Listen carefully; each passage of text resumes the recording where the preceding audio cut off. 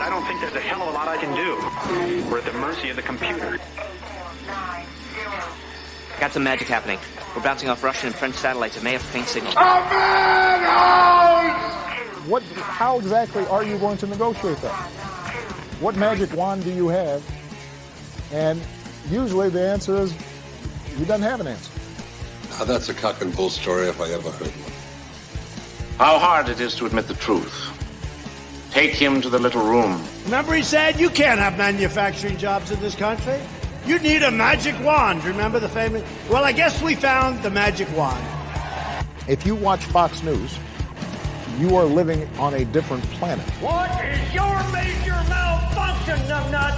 I'm trying to think, but nothing happens. Quiet, numbskull. I'm broadcasting.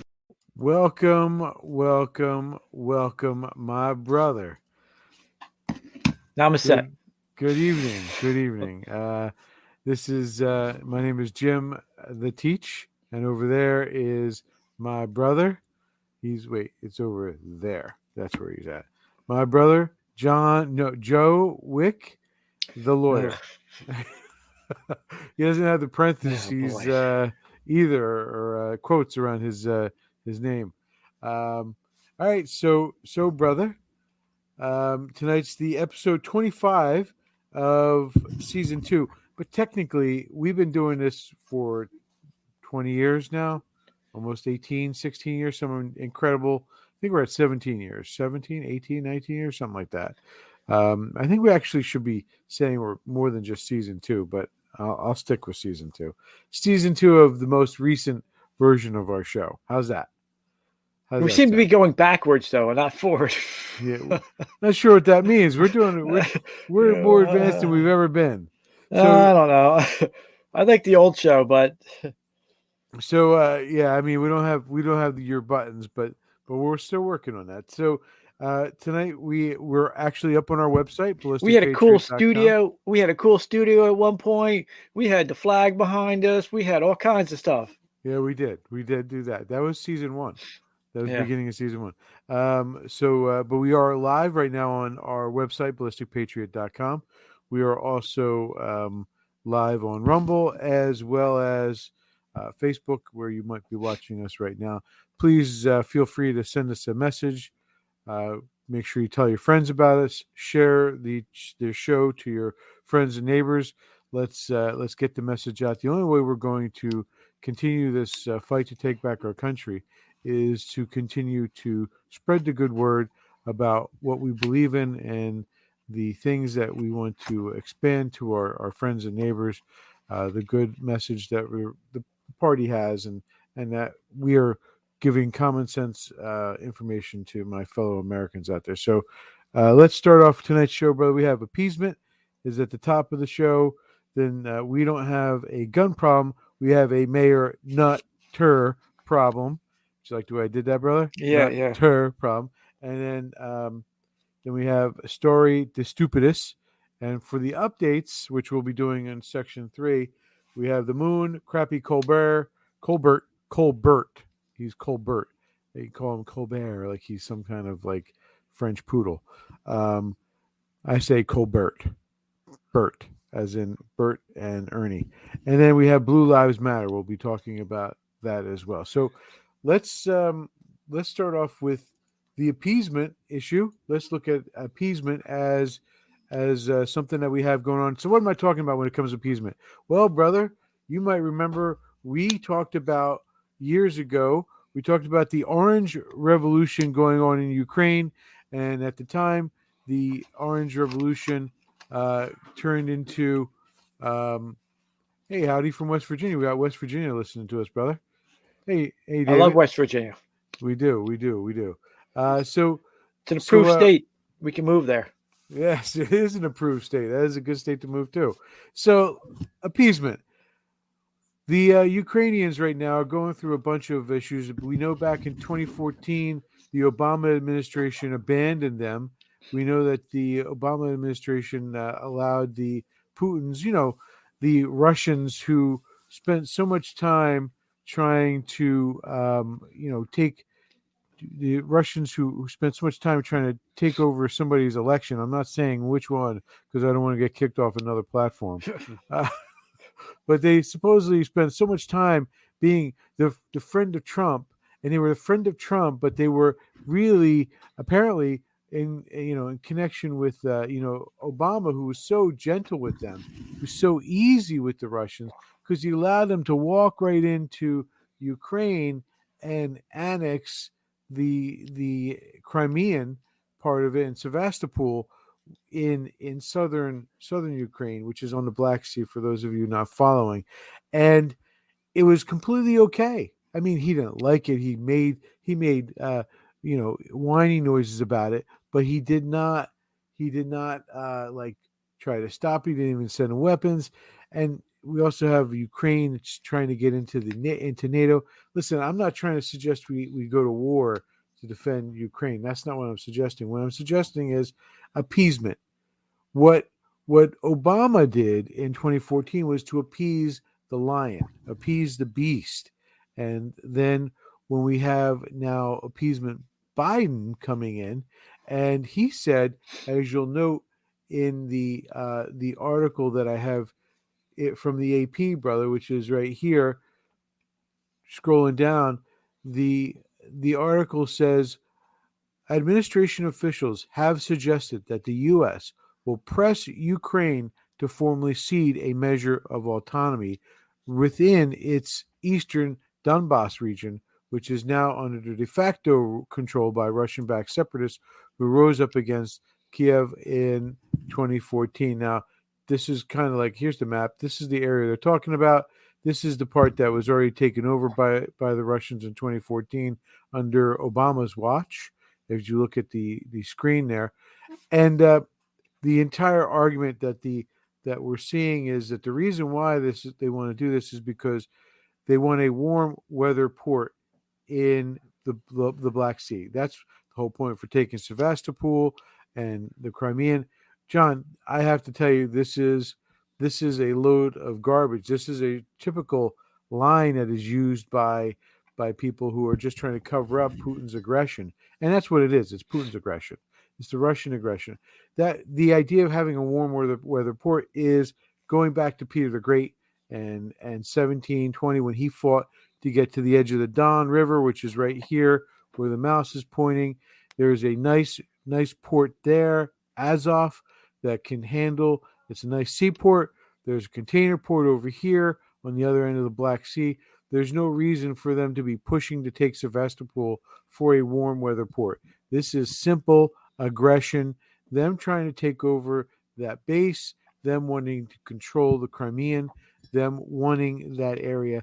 Putin saw it, just like a little kid who wanted candy. He reached out and grabbed it. And Obama, instead of trying to stop him, let him have it. And now, of course, we know from history, when dictators do this kind of thing, what they do is they don't want just that one piece, they want another piece. And that's what's going on with this new area. If it's separate, if Ukraine gives up and lets them have self-determination, it's really just going to slip into the control of Russia. Now, I want to point out, I said a moment before, history is what is the driver, what's the information here. So I want to run you past some history from another point of view. The other great appeaser in history that we know of, that would be Neville Chamberlain, who would always let Hitler get away with whatever he wanted.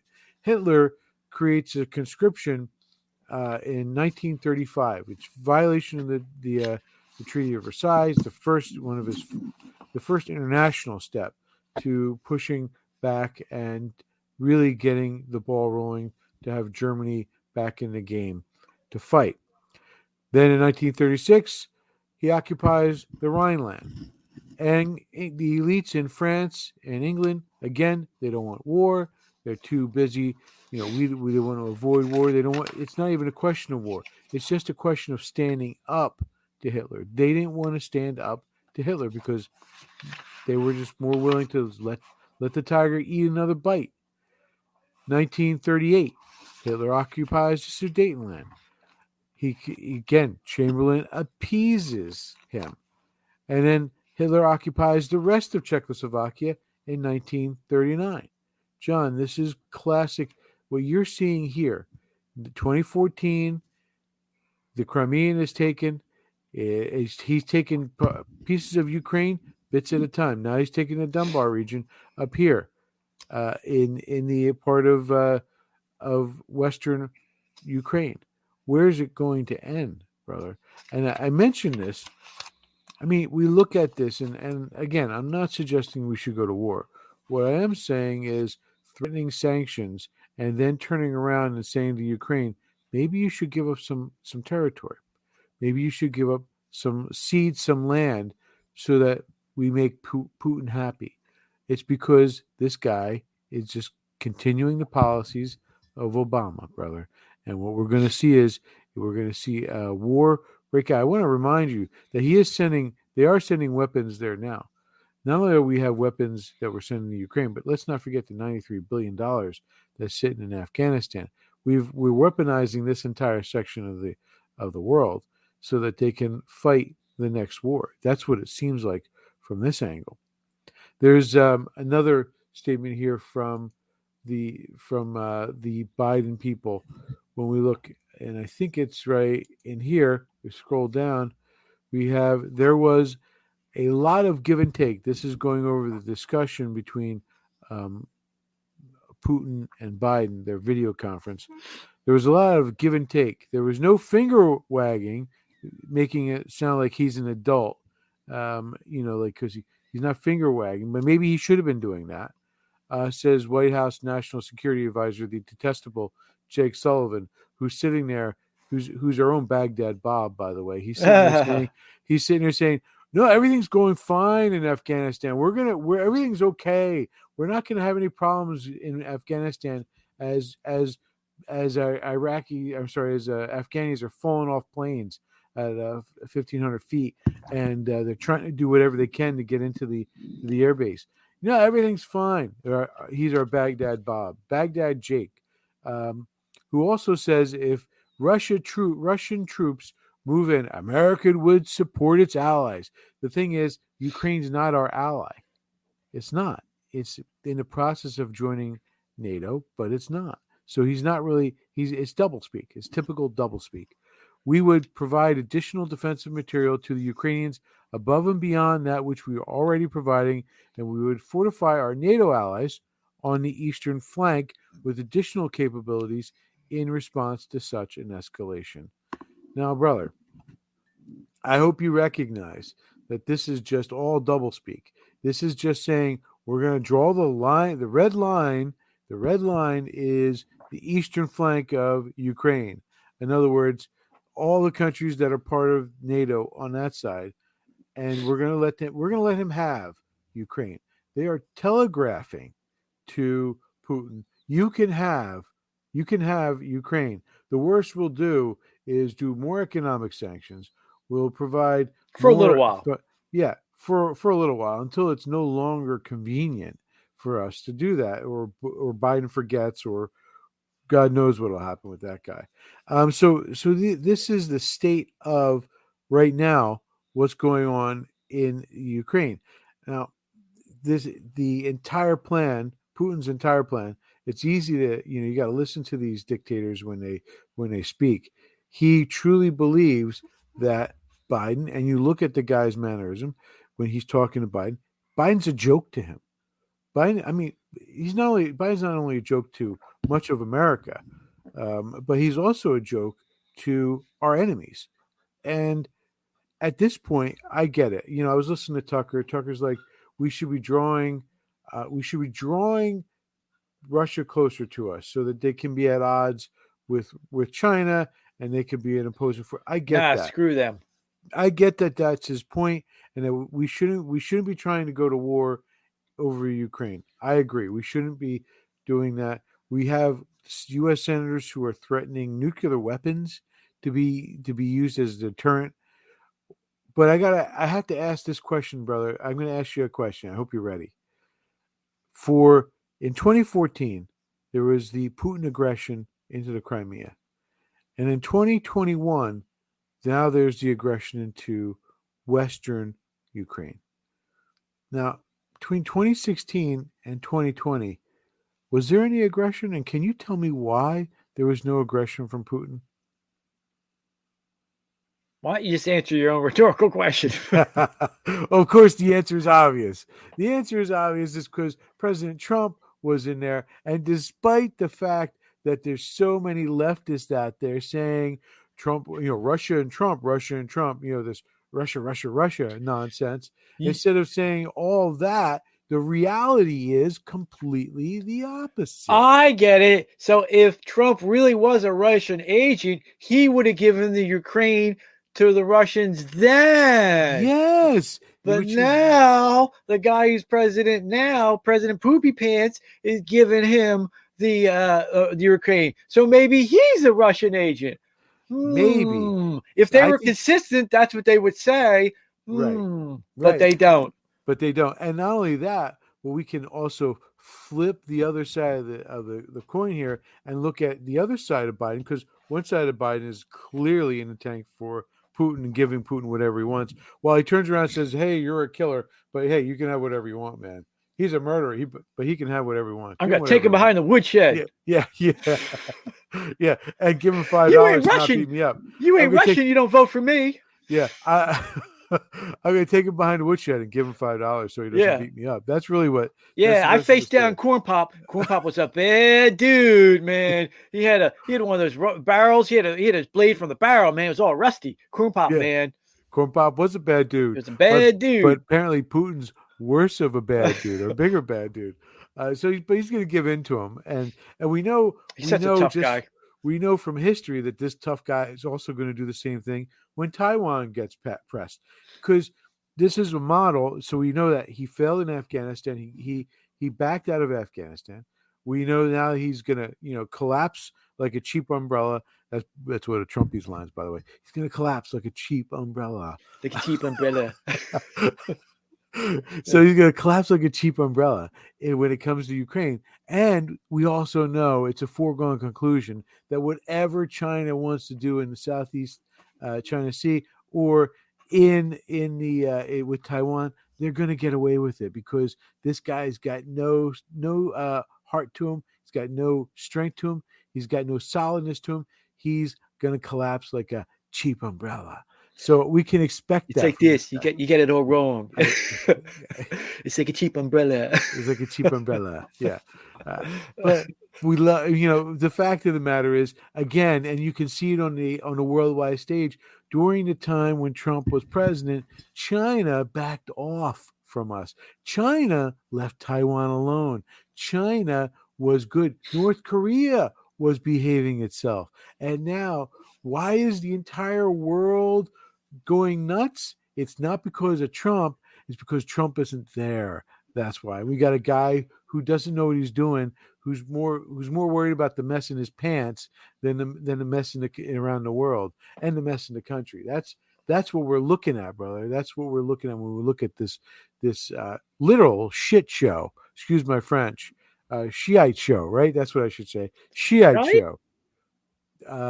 So when we look at this, brother, and I'll close with this final thought. We have a guy in the Mideast who's giving. We have the Mr. Poopy Pants who's giving the Chinese a complete run to do whatever they want in the Mideast, allowing them to control their Belt and Road Initiative in Pakistan, which we've talked about. We're allowing them to support Iran. We're allowing Iran to build nukes and threaten Israel, our longtime ally and strongest supporter in the Middle East. We had Trump, who was bringing peace to the Middle East. We have Biden, who's bringing war to the Middle East. We have Biden, who's bringing war to Eastern Europe. We have Biden, who's bringing war to the South China Sea. Now, part of me wants to say maybe it's because he has a deficiency somewhere. And that could be in his pants too, I think. But maybe he's going to try to make it look like he's really tough guy. He's a tough guy. Because, Corn Pop was a bad dude, but apparently everybody out there else is a tougher dude. That's my section, brother. We have Any comments? Do you want to throw anything in there before we move on to your section? You're at 20 minutes, so we don't have time. Well, technically 5 was my opening. All right. So, so we don't have. Are we doing? We don't have. So what's the call? The call is that you're saying that he's gonna give up a big section of Ukraine. He's made this deal, and that's so we're gonna lose Ukraine anytime soon. We're gonna lose this chunk of Ukraine. The free world will, not us, but the free world will lose another democracy. And the rest of Ukraine will go within the next 3 years. We're going to see another, at least and then after that, Latvia and the Estonia and the northern sections, because it's the same game. He's got Russians. There are ethnic white Russians that live in those countries because they resettled them in the Soviet days. And it's just like the Sudetenland and the Nazis in Germany in World War II when the Nazis were using, we have to have Australia. We have to have Czechoslovakia. We have to have Sudetenland because there's Germans, ethnic Germans there. That's the same excuse, brother. It's the same excuse that he used to go into the Crimean. It's the same excuse he's using right now. And the creepo left, always the New York slime, that fake, communist rag. They're going to say their excuse is always going to be, well, it's because everybody invades Russia. Of course, they're insecure about their borders, so they have a right to invade and conquer other countries. Yes, yeah, that's actually one of the things that they said. They wanted a buffer zone, and the idea. Yeah, it's never a buffer zone. This is 2021. This isn't 1800. We don't need buffer zones. It's called international law. That's if they don't follow it, which obviously Putin doesn't, and maybe he feels insecure because he doesn't follow international law. Maybe I just want to say, just to make a comment about our elites again. Obama's so much smarter than everybody else. He's just the smartest guy in the room. He picked this idiot, President Poopy Pants, because he was the foreign policy guy. And then I think other people and us have noted, he's the foreign policy guy because he's been wrong on every single foreign policy question for the last 50 years. Yeah, so this idiot picks him. Just wanted to point that out. Another thing about a great intellectual prowess of Mr. Obama. Yeah, he's failed on domestic policy and foreign policy. He's a complete and utter total failure. But so that's that section, brother. So we're going on to the Mayor Nutter problem. So yes, we don't have a gun problem.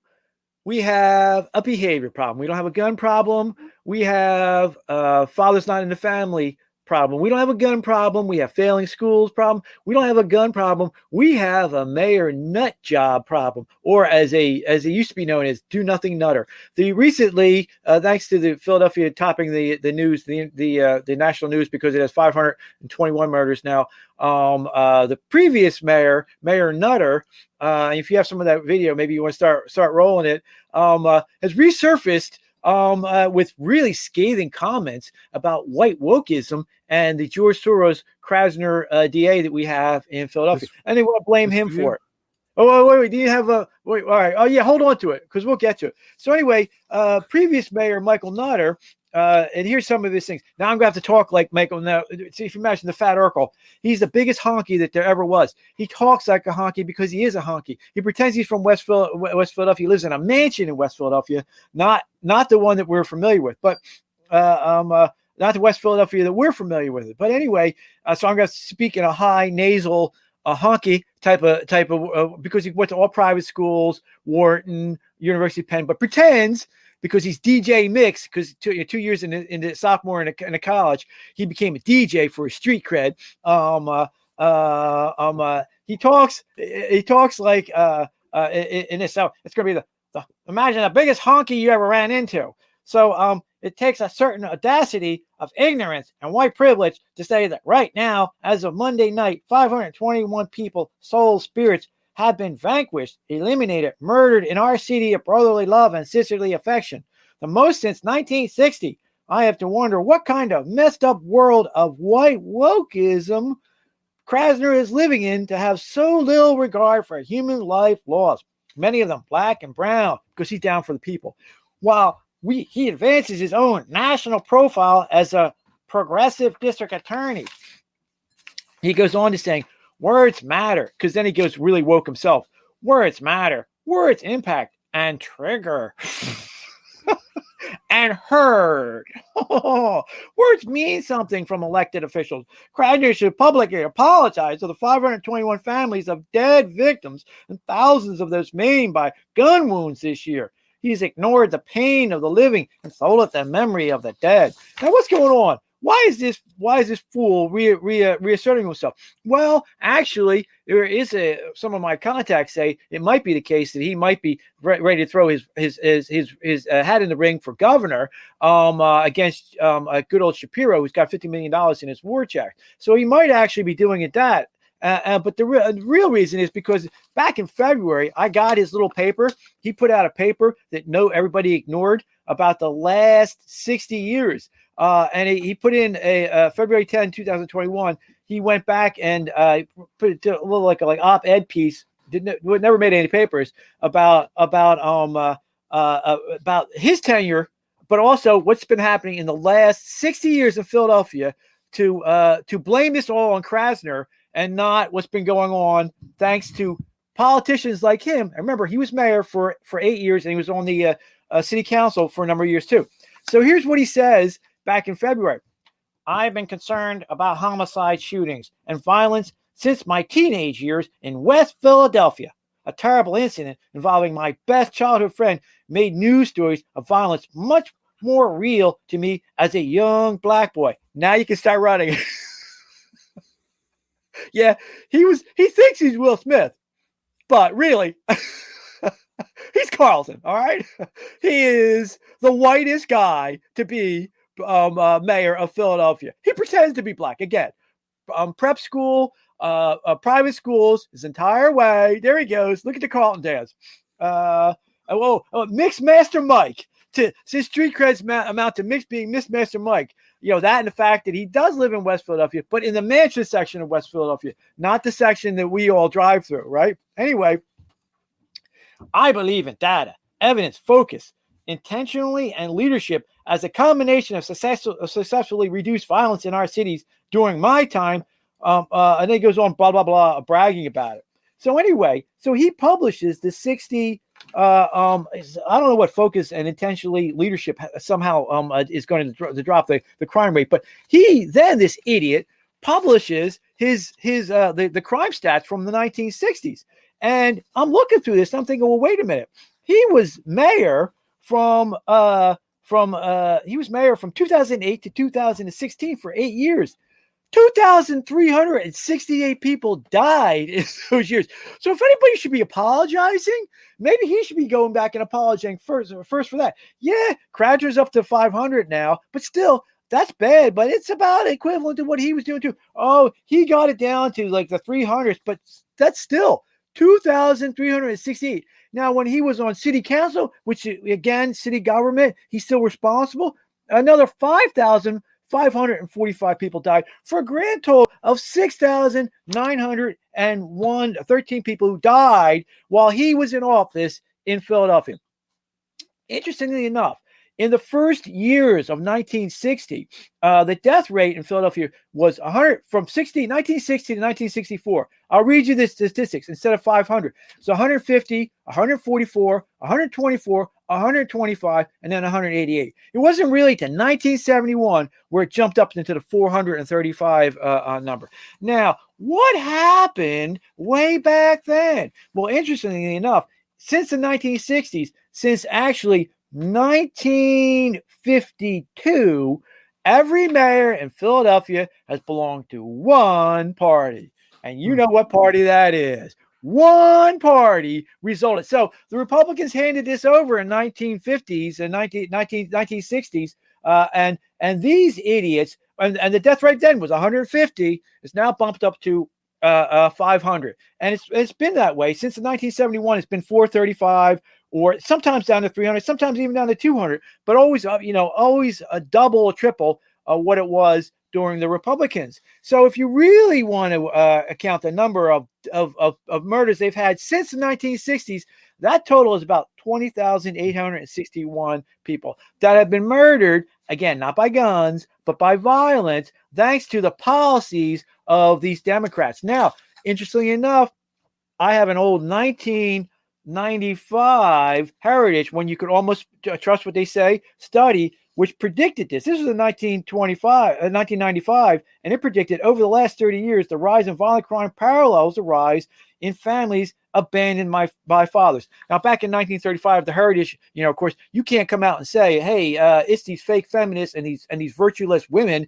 that are kicking men out of houses and thinking they can, all this nonsense about how they can raise children all by themselves. You can't say that then. So they call it by abandoning by the father. Not that they were put out by the wives, because government became the father. They went on this government is a great husband. This government is a great daddy. Yeah, except that it's not. They predicted it back then, but there is a statistic in here that it really kind of blows your mind. It says state by state analysis back in 1995 of Heritage scholars indicates that a 10% increase in the percentage of children living in single parent homes leads typically to a 17% increase in juvenile crime. That's pretty direct. It's almost like a 1 to 2 raise in crime. Now, interestingly enough, I have some more statistics. One of them is, because you can't get these statistics anywhere, you got to hunt for these things. Philadelphia public schools among worst in the nation. Back in 2011, less than 20% of 4th and 8th grade students in Philadelphia public schools are proficient in reading and math. And you think about that for a second. Less than 20%. And it's very important, as you know, from the 4th to 8th grade rate. Now, it's the only real statistic that I could find, because there are about 70 Philadelphia public schools, and they don't count them in the regular state schools, contrasted, because they are so bad. Now, in the 1 to 50, like the worst I think in 2019, like the one statistic I was able to find for Wilkins-Boro School District showed that 15% were proficient in math, 26% in reading. That's how bad it was, and 45% graduation rate. And they spent $30,646 per child. I'm bringing that up because that was the worst, other than Philadelphia, spending $30,000. Of course, Catholic schools spend $8,000. So they have a problem explaining this, other than this is a bad school system. But I want to go back to that number. 20% of 4th and 8th graders are proficient in reading and math. Now, the problem with that is, and why that is such a horrific statistic, is that if you don't learn how to read by 4th grade, chances are you're never going to learn how to read. You become illiterate, because your mind can only memorize so many pictures, and it fills up by 3rd grade. So when only 1 out of 5 kids in a school can read at that age, what are they going to do? They're not going to be able to do things. And interestingly enough, I have the what they do grade. I do have the statistics in violence. So because the school system is so shot, the violence in the school. Wow, I lost that one. Well, anyway, I'll have to get back to that one. The violence in the school is basically all you have is riot, rape, and more violence. Instead of the 3 R's, you have it in the juvenile system. You have this crazed children, because they can't read, they can't write, they become discipline problems. So here it goes. So in this year, in 2006, it goes. There was more than 3,008. I'm sorry, in 2008 and 2009 school year, there was 3,876 violence incidents, including 438 thefts and 7 rapes. Now, you don't need a gun to do any of that stuff. The reason why I'm bringing it up is because as this says, instead of the 3 R's, they turned into robberies, riots, and rapes. And you didn't have any guns to do that, but you could see that was going to happen because of those horrific statistics. Now, interestingly enough, in Pennsylvania, one of the things that they're doing is you're seeing the equity movement. There's that case that I'm tracking in Pennsylvania where they're suing because there's about $15,000 disparity. I mean, you think about it. Public Catholic schools pay $8,000. Public schools at the minimum are $15,000. And some public schools have $30,000. So what they're trying to do is these wacko leftists, these wokey tards, are suing because they want more money for their failed experiments from the rich school systems like Haverford and all the rich areas, from the soccer moms, from all the commie mommies who don't want who are now having a problem with having CRT shoved down their throats. They're also going to be taking your money away soon and giving it to these failed school systems in the name of equity. This is a case that we're tracking. We'll see. We'll talk more about it when we see the outcome of it. But the idea is that they're going to take money from them and give even more money to these failed Philadelphia dopey-utopian schools to screw things up further. So, you got to ask the question: what is the root cause of all of these murders? Because I will submit to you that it is not that Krasner's not doing his job.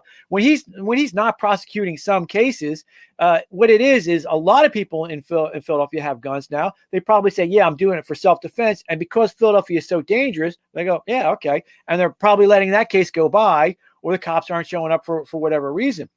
But Philadelphia has never prosecuted correctly the actual violence of crime. What they do is they prosecute the possession of a gun instead of the criminal intent and the criminal person doing hurtful things to other people, because it's so much easier just to go after people who have a gun for self-defense than it is to go after the actual criminal. First of all, it's dangerous. Ooh, you don't want to do that. You could get hurt, but also because they're more cagey and they have a criminal intent, they're going to be hard to get.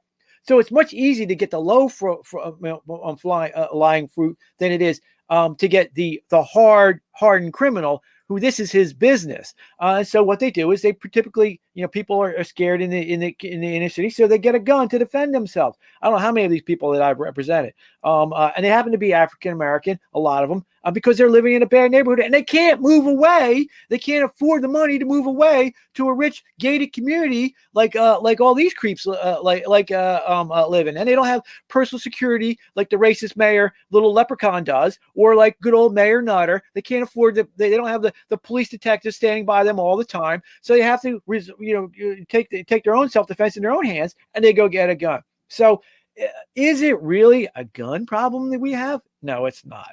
It is a Democrat problem. It is a Democrat problem because they're the ones that have come up with all the policies from the very beginning. We don't have a gun problem in Philadelphia. We have a Democrat problem. We don't have a gun problem in Philadelphia. We got a mayor do nothing Nutter problem in Philadelphia. We don't have a gun problem in Philadelphia. We got a fathers out of the house problem. We got a school problem from teacher unions who pay off the freaking politicians so that they can do nothing and keep that money flowing. Now, interestingly enough, once upon a time, I was in juvenile one day working in there. And this goes to show you that it has nothing to do with race. And the really scary thing is that the single mom phenomena is now widespread in the white community and in the Hispanic community too. And this is the fear. This is what we're going to be all facing. Once you get rid of men, there's a big problem with that. So one day I'm over there in juvenile and I got this thug. This guy's a thug. He's about 200. He's about 15 years old. He's about 220 pounds, and he's in school, and he's now doing robberies. But he's stealing people's lunches at this point. But he's a thug. He's hurting them and stealing them. It's a robbery. That's a robbery, right? But he's feeling his oats because he just turned 16, 15, and he's gotten big now. Well, anyway, I'm sitting there, and his dad is there, and he says, "Listen, I'm back in the picture now. I had my own problems with substance abuse, but I'm clean. And I know exactly what this kid needs. I will whoop this kid's ass if he gets out of line."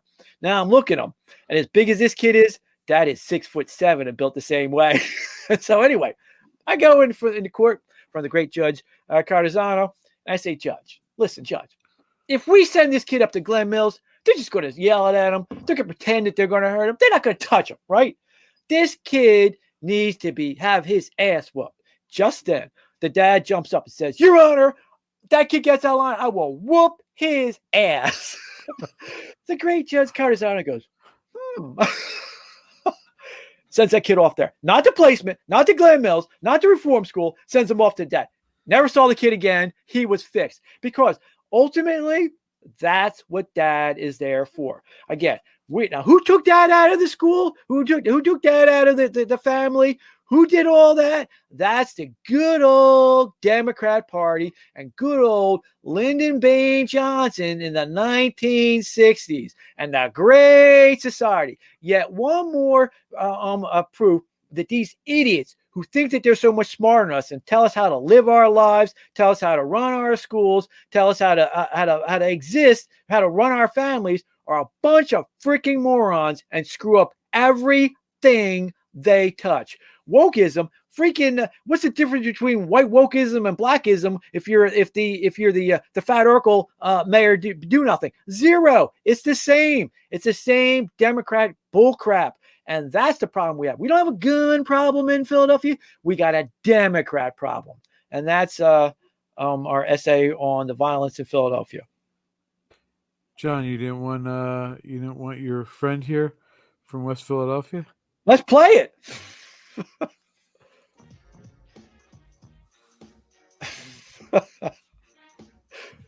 In West Philadelphia, born and raised on the playground is where I spent most of my days. Chilling out, maxing, relaxing, all cool and all shooting some b-ball outside of the school. When a couple of guys who were up to no good started making trouble in my neighborhood. I got in one little fight and my mom got scared and said, "You're moving with your auntie and uncle in Bel Air." I begged and pleaded with her. All right. Yeah. Mayor Do Nothing Nutter is not Fresh Prince. All right. Yeah, that's for sure.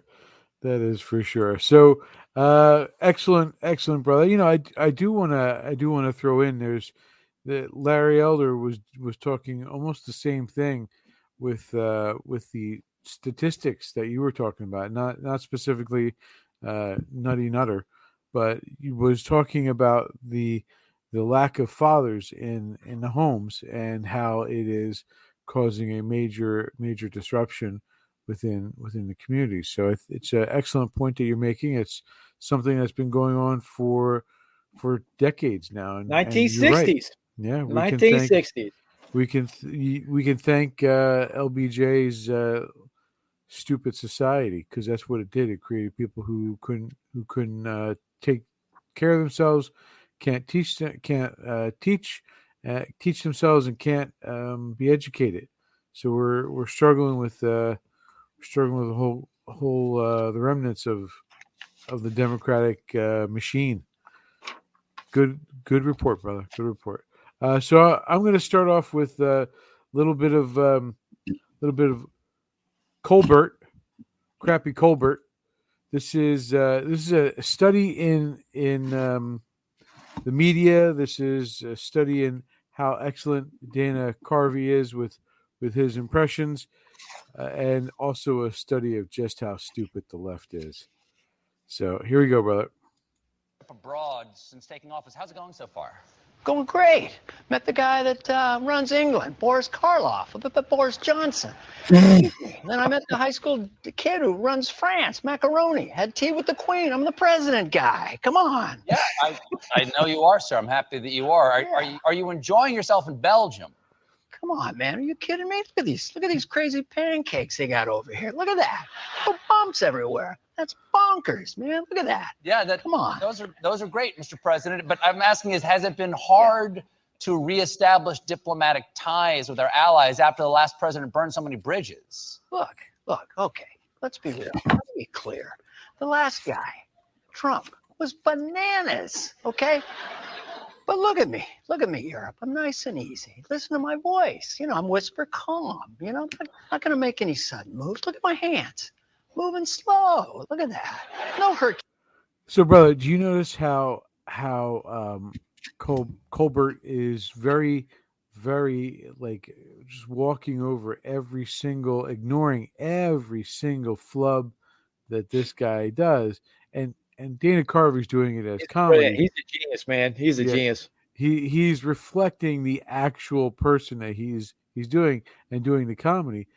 But we have Colbert here, who is quite frankly just doing the same thing that the media does. Oh, ignore that he just called Belgian waffles pancakes. Ignore the fact that he called Boris Karloff Boris Johnson. You or Boris Johnson, Boris Karloff. Ignore macaroni comment. Ignore all of those wackadoodle, crazy things, and instead just keep a straight face and act like it's John. It's a direct scene from Let's Go Brandon. It's directly from when the crowd is yelling F Joe Biden, F Joe Biden, and the news reporter says, "Oh, they're yelling, let's go Brandon, let's go Brandon." It's the same kind of nonsense that we see in the daily reporting. And of course, Colbert is so stupid that he can't even realize that he's reflecting real life. And that's what the comedy is. The comedy isn't in just Dana Carvey. The comedy is also in the fact that Colbert is acting as just another media hack from CNN, just another crackpot, right? So it's just another example of that.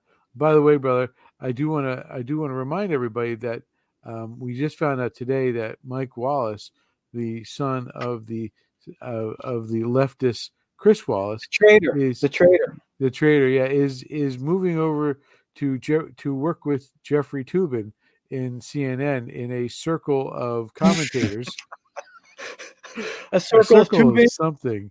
Circle of tubing commentating. Circle of tubins, yes. Commentators commentating, yes. I'm sure that's about something. Yes. So I'm sure that's going to be on CNN Plus. I can't imagine with so few people watching CNN now that there would be anybody out there who'd want to pay for a subscription service. I can't imagine what they think they're going to be making off of that. But it's still another reflection of the time. They're so egotistical that, and Chris Wallace is quite excited, by the way, brother. He is quite excited to go over there and work with Jeffrey Toobin. The other Jeffrey, and make sure that, the circle of commentary is quite well done. I'm sure it'll be a big crowd.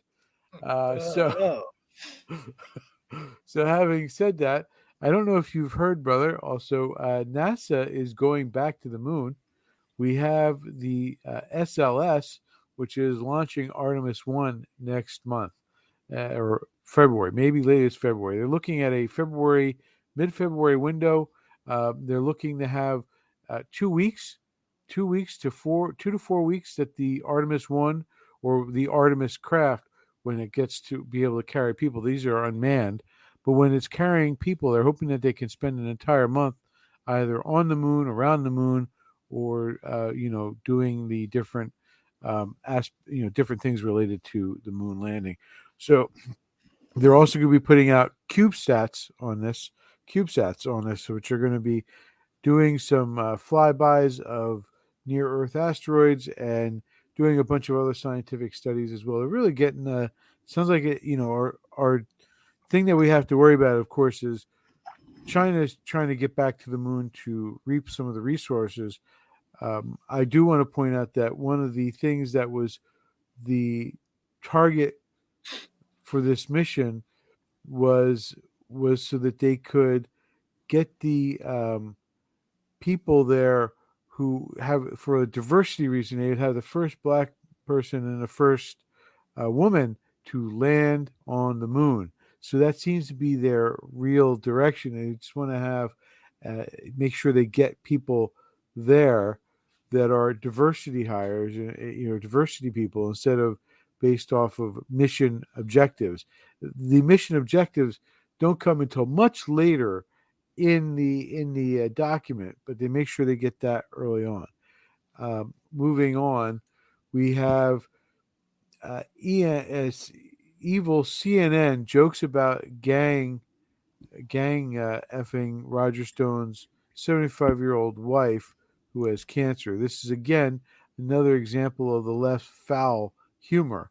I also have one, but I'm not going to pull it up, of the SNL's comedy skit being they wanted to have a nativity scene with hip hop and twerking. I thought they had that. I thought they had where Mary's like on a strip pole or something. I thought they did that. Yeah, they did that. That. This is the level of comedy that we're seeing from the left. It's horrendous. Actually, they won't do that for. I think the comment was, "Are they going to do that about the Islam? Are they going to do that with Muhammad?" So they're real brave. These guys are real brave. Yeah, they're not brave at all, right? Yeah, they're not going to be doing that about Muhammad anytime soon. Speaking of that, I do want to throw out there. I hear a lot of condemnation for Israel and for them putting Israel into the lands of the Mideast, and they want their lands back. Palestinians want their lands back. I'm still wondering and waiting for Byzantium to be turned back to the Christians. I'm wondering when we're going to get Hagia Sophia back as a cathedral instead of as a mosque. I would ask those questions because, as far as I'm concerned, that was 1453, which is just over 500 years ago. So I'm wondering when we're going to see those return to Christians instead of being used as Muslim temples and a Muslim city. Any comment on that, brother? I don't know. As a non sequitur, you still have Roger Stone up there. Yeah, I know. Sorry about that. Is there anyway, I do want to talk about the Blue Lives Matter. There is a big this is the article right here. Let me pull it up to the top here so you can see the headline. I should just go like that, and there we go. So a lot of small towns are seeing ambushes. The stats coming in are right now the National Fraternal Order of Police defines an ambush as an attack in which an officer is shot without any warning or opportunity to defend himself. There's been a total of 119 law enforcement officers who have been shot in 95 ambush-style attacks as of November 30th. So that's like a couple weeks. The number of ambushes is up 126% over the same period in 2020. So there's a lot of, and they detailed several of them in this piece. But I do want to point out that this is a growing concern for the Blue Lives Matter. You're not hearing about it. There's a lot of discussion on the crime going on in the cities. These are small towns. There's a Louisiana parish. There's some other places, I think in Kentucky. But this is a national problem that we're having where the police are being targeted for just doing their job. One case was a domestic disturbance. The guy was completely unhinged, but he had no problem popping off at the officer who was trying to deal with the issue, and he was completely unprepared for it. This is something that we should be also reporting on, but you're not going to hear about it because the left media doesn't want to talk about how much crime is out there, how much it's hurting the people of America, and how much the police are being attacked. I mean, we spent a whole year hearing about how the defund the police movement, and now just the other day, I heard the guy who's in charge of the New York City BLM movement. He's going out there saying, "Hey, it's a national problem. It's happening in every city. It's not just happening in New York. So not just it's a defund movement." He's trying to say it's not the defund movement. It's a national issue. I have to throw this out there, brother. If it's a national issue, how come it's only happening in the cities where the police have been defunded? And even if it isn't, it spreads out. It's the message that's coming from the White House. It's the message that no bail reform. And I do want to ask this question because AJ Hayes did ask me to pass this on to you, brother. He wants to know, does a DA have to be sworn in to uphold the law? Question one. Yes. Two, can failure to uphold the law, can the DA be sued criminally and civilly, or either or? No, the courts have granted them absolute immunity. Well, yeah, unfortunately, but that's a made-up thing. It's made up completely, and you have to. There's certain things you have to prove. It has to be an intentional crime. So if the police officer or DA sees a rape and they don't do anything about it, you can't sue them. If they rape you, then you can sue them. But for that, and in a personal capacity, not immunity. The idea is that they have immunity because it's our purse. But that's a made-up doctrine by the judges to make everybody, to make them and the DAs and the police unaccountable. There are certain limited things you can sue them for, but there's a whole process you got to go through to break through their immunity. And you got to go step by step. You got to file within 6 months, things like that. Do policies for prosecutors get involved in like this no bail reform? Well, we're going to get to that if I get to my segment. Oh, okay, all right.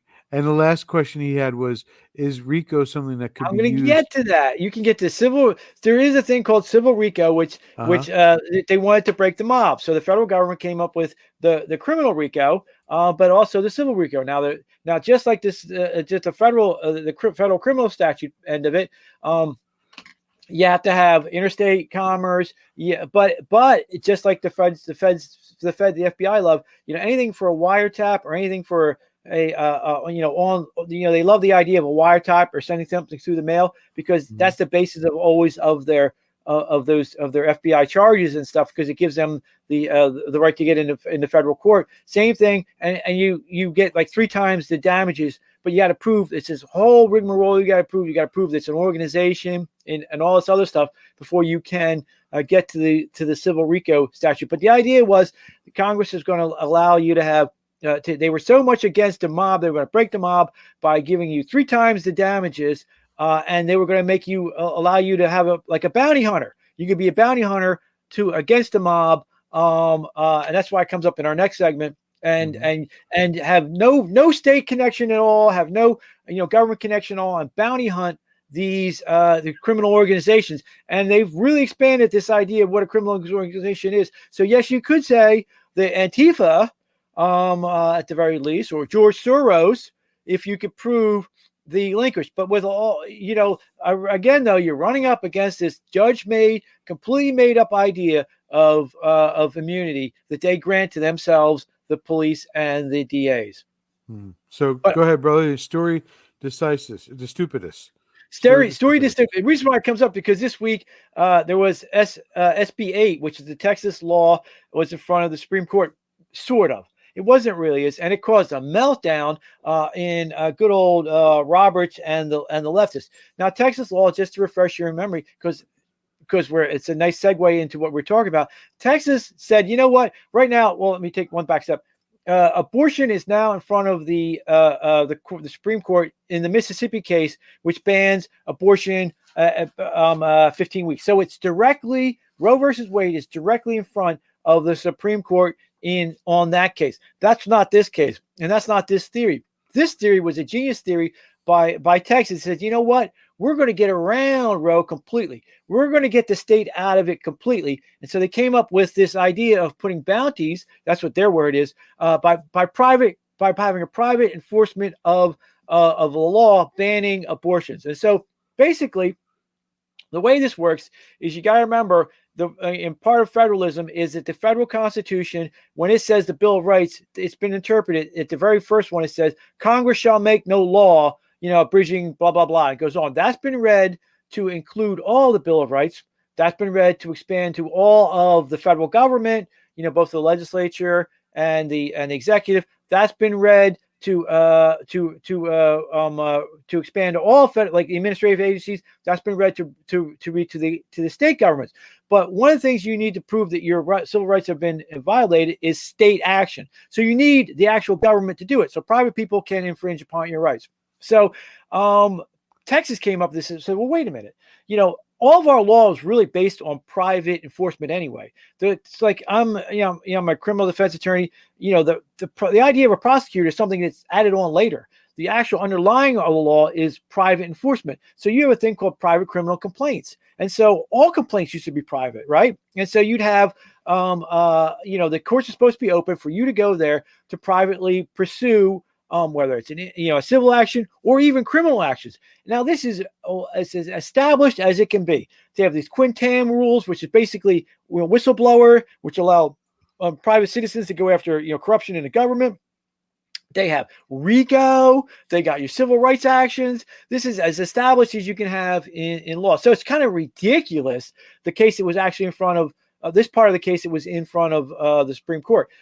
So basically, Texas comes up with this idea to allow private people to, if you're an abortion provider, to go after you for like $1,000 fine or something like that. So the abortion nuts, the baby killers say, "Oh, we're going to stop that in its tracks," and they pre-file for this to get the Supreme Court to preemptively injunct the clerk and the judges from hearing these cases. Now, this is absurd and ridiculous. There is a thing. It's actually an area of the law called an immediate appeal to review for the invoking the collateral order doctrine. It's like it's bizarre little tiny area for in the rarest of cases.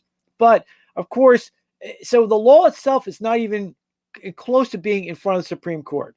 So it hasn't even gone up through the appeal process, right? So they want us to head it off before he even gets there. Now there is a part of the Constitution that says it has to be a case in controversy. You just can't do this. And so, of course, the Supreme Court said, no, we're not going to go with this. And it looks like, to the general population, it's been front. No, it hasn't been decided yet. The law has not even worked itself up through it. All that has happened is that the Supreme Court going, yeah, we're not going to do that. You can't stop a clerk from docketing a court case. You got to go through the regular process. But it causes hissy fit and a complete meltdown from the little girl Roberts and the leftists on the court. And I'll read it to you a little bit. He goes, "The clear purpose and actual effect of SB 8 has been to nullify the court's ruling. It is, however, a basic principle that the Constitution is the fundamental and paramount law of the nation, and it is emphatically the province and the duty of the Judicial Department to say what the law is. Marbury versus Madison, blah, blah, blah, blah. The legislature of several states may at will annul the judgments of the courts of the United States and destroy the rights required under those judgments. The Constitution itself has become a solemn mockery." You just got to laugh at that. So he's saying that this decision is turning the court into a solemn mockery. Now, what I never do is I read this nonsense, this opinion, and again, it's not on the actual law. It's on whether this bizarre little tiny niche doctrine to get in to stop the clerks and from filing suits, right? And I never do it, but I read it because the appeals department is on vacation right now down in Florida, so I had to read this nonsense. But the idea that this is a solemn mockery from this creep. Now remember, so basically he's saying this is the same judge, the same good old Roberts, who remember when Trump wanted to get into court. Remember, there's been no evidentiary finding about whether the elections were stolen by the Russians in 2020, right? None. Before the election, it was, it's not ripe, meaning cases and controversies. And then after the elections, this creep, Roberts, was claiming, laches. Laches is another made-up judicial doctrine from property law that has no place to be applied to this. But basically, in property law, if you wait after 25 years, you're out of time and you can't bring an action because they say, well, it's been too long now. That's what laches made, and that's what they use. So before the election, Trumpy couldn't get in to find out that the Russians were stealing the election because it wasn't a case in controversy. It wasn't, quote, ripe enough. After the election, it wasn't, it's been too long, although it hasn't been 25 years. So this creep kept Trump from finding that the Russians stole the last election like they did from Hillary in the 2016. And now he has the nerve to have this hissy fit about this bizarre little area, trying to stop this law from even going through the regular process of going through the district federal court, then going to the appeals court, and then going to the Supreme Court. So, of course, the other judges threw it out. We have no idea whether it's going to stand or not. They're just doing it because he's ridiculous. He's either paid off or they have something on him. And so it sparked this big controversy where the left and the Slate magazine is saying, you could do something, Mr. Roberts. You lost control of your court. Like, you have to have control of the court. You only want that at night. You should resign, and then Biden can support him. Why? They already have him. This is the guy who gave us Obamacare. This is the guy who lied under oath saying that the Obamacare wasn't a tax to get into court, and then said it was a tax, so we can't do anything about it. They already have him. But the idea is Why do they need him? You got Breyer. Why don't you have Breyer retire? Well, because these leftists, it's all about themselves. It's never about doing the right thing anyway. And they already have him compromised. I don't know why they need him. They need him off. But it does bring up this concept. This concept of a quick aside. So Gruesome Newsom in California, not only is he saying that, oh yeah, everybody from Texas, we're going to pay for you to kill your babies, so we're going to do that. But he also said, well, we're going to do this about the Second Amendment, and so we're going to allow private bounties about the Second Amendment. And I'm like, fine, bring it on. The courts should be open for everybody. The problem with the courts now is that it's not open for everybody. They use every excuse to be lazy and not do their jobs. But while we're doing that, guess who else is going to get sued? The creeps like Newsom and Do Nothing Nutter, who produce these policies, who take guns out of the hands of people who want to defend themselves and can't, and then get killed or murdered. We're going to sue on that end too. And let's bring it all out. Let's all go to court. So Gruesome Newsom is threatening to make a bounty on gun sellers in California to do the same. Fine, let's go back to court, jerk, and we'll sue all you, because none of you people right now, you have a complete unaccountable system. The Do Nothing Nutter is not held accountable.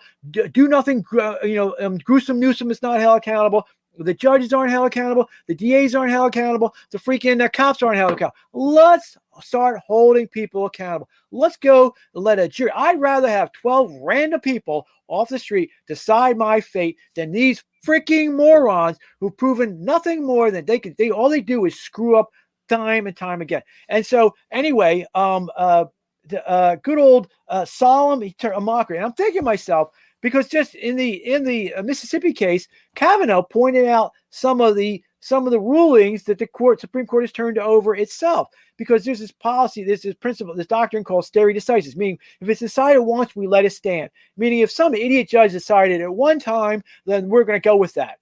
So stare decisis becomes, as I call it, stare DeStupidis. They say once decided, always decided. I say once decided wrong, always decided wrong. So, but the court has overturned, Kavanaugh has pointed out, some major things. For example, it is overturned Brown versus Brown. The one that separate but equal. That you can't have civil rights for black people. The black people you have a right to go to school. Things like that. Of course, the biggest one, one of the biggest ones in the past, one that caused the Civil War, was good old Dred Scott, where even though the Constitution referred to black people as people, they said no. For the purposes of the Supreme Court, a black person is not a person. That was overturned and cost that good old stare decisis cost 700,000 American lives. But if you look at it, some of the biggest idiot decisions, the problem in in the federal government today is the idiot Supreme Court. They're the ones who gave us the idea of administrative law, meaning that the legislature, the Congress, and the idiot executive can delegate their authority to unelected bureaucrats, the deep state, who then decide our fate completely, and you have no recourse to get them out of there. They're the idiots who said that was okay and that was a thing when there is no such thing about that. They're also the idiots that gave us and I don't want to get into it, but the idea that you can't, that destroyed the states, the state government. It used to be a state government, for example, Pennsylvania. The idiocy of Philadelphia was confined to one county. So you had 67 counties in Pennsylvania Senate, and the 66 other counties could keep down the idiot Philadelphia. So you had a basically red state functioning as a red state.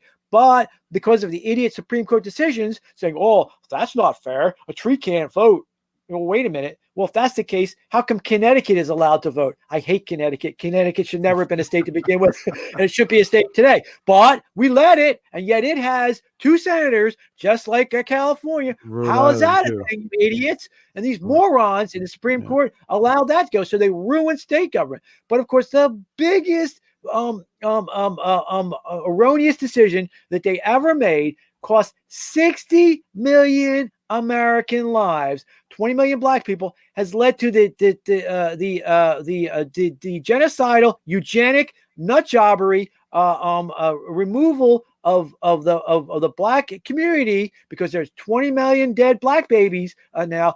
Good old Roe versus Wade. So once stupid is always stupid has got to be changed. And Kavanaugh is right. Maybe it's time to change that. Stare DeStupidis is not a good governing function. So the solemn mockery that the Constitution has been turned into has been done by the Supreme Court already, and it's time to right the ship. And it's a good news that at least it looks like maybe 5, not Idiot Roberts, Turncoat Roberts, but at least 5 of the justices are trying to right this huge mistake, which cost us 60 million dead babies. Mm-hmm. Black lives matter. Yeah. Black baby lives matter. And 60 million dead American babies translates into 20 million dead little black babies. And only a eugenic nutjobs like the Democrat Party could think that that's a good thing. If they think they're going to make big hay of it in the next election, I say we run right at them. Go, right. Why are you killing all the black babies? Why are you killing all the black babies? Black baby lives matter. Black baby lives matter. Also the other babies too, but all baby lives matter. And so it's a little time for a little less stare DeStupidis and the Supreme Court. Oh, very well done, brother. Very well done. Any closing comments? Just to so we're going to see in the future. The answer is yes. You can use RICO. Well, it's time. It's never been in statute. This idea of immunity is something just like they took laches and invented that and applied it to the Russians stealing the last election. Just like they made it up and they just grabbed it from the property law and used it to. Same thing with immunity. Sovereign immunity was granted to the 11th immunity to the states, not immunity to the to judges, DAs, and the police. It's another made-up doctrine by the judges so that they don't have to work and that they give protection to them and themselves in the system. It's another thing that needs to be challenged and to be fixed. It's one of the problems. I'm held accountable. You're held accountable. We're all held accountable in our lives, except these creeps who think, and they're the new aristocreeps, that they can do whatever they want and get away with it. It's about time that we do things like that and maybe use civil RICO to go after George Soros or the Antifa creeps that are destroying our country. So yes, the answer is yes, you can use it. You gotta go try and do it though. And it's a long process, man. And I don't have the book, and Appeals is in Florida, so you gotta test it, and you need the money to do it too. You can pay us. I mean, if you got a lot of money, I'll go do it. I'll go figure it out. Yeah, we'll figure it out. Yeah. All right. Well, that's a fair question, a fair workup, brother. So we have today is 120 days that we've been living with the idea that there have been Afghans who have been held behind the lines and Americans who are held behind the lines in Afghanistan. We should have mentioned that at the beginning. It's one of these situations where we can see Biden is on his best performance.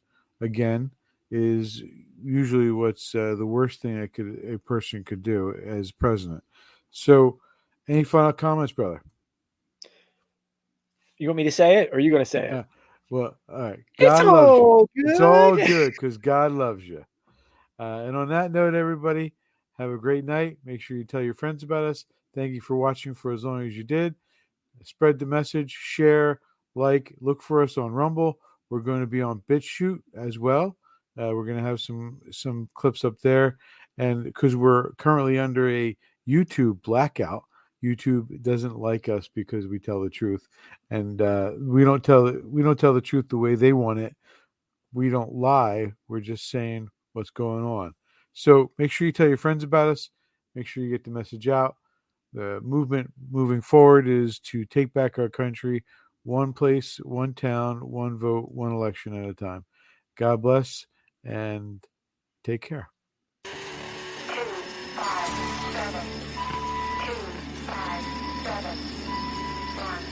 I don't think there's a hell of a lot I can do. We're at the mercy of the computer. Got some magic happening.